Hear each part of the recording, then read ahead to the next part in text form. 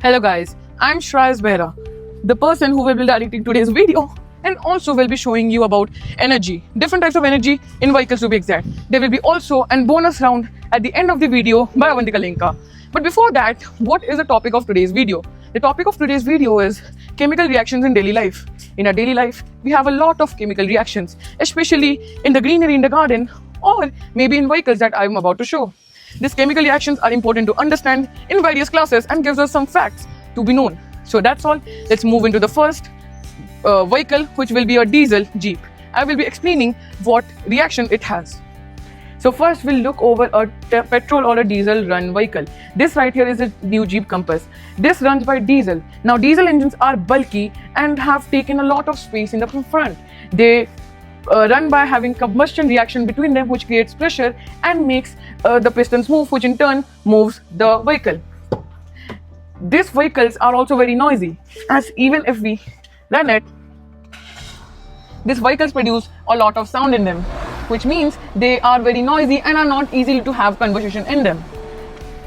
But some advantages to this are way cheaper than EV vehicles. This produces have better mileage than EV vehicles. Cons: does not have instant torque or instant acceleration.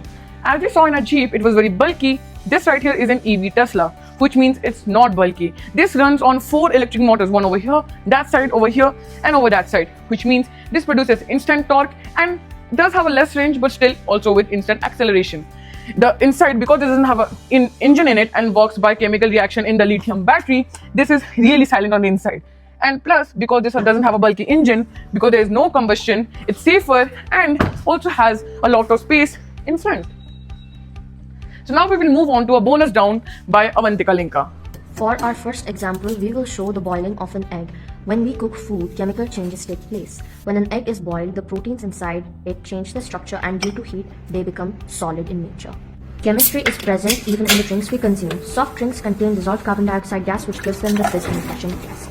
The familiar pop sound occurs because carbon dioxide gas is dissolved in the drink under high pressure.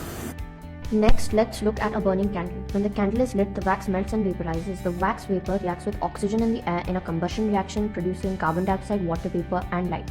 Now let's observe a simple chemical reaction. When baking soda is mixed with lemon juice, an acid-base reaction takes place. The citric acid in lemon juice reacts with baking soda and produces carbon dioxide gas. The bubbles we see are carbon dioxide escaping into the air. This reaction is commonly used in baking to make cakes soft and fluffy.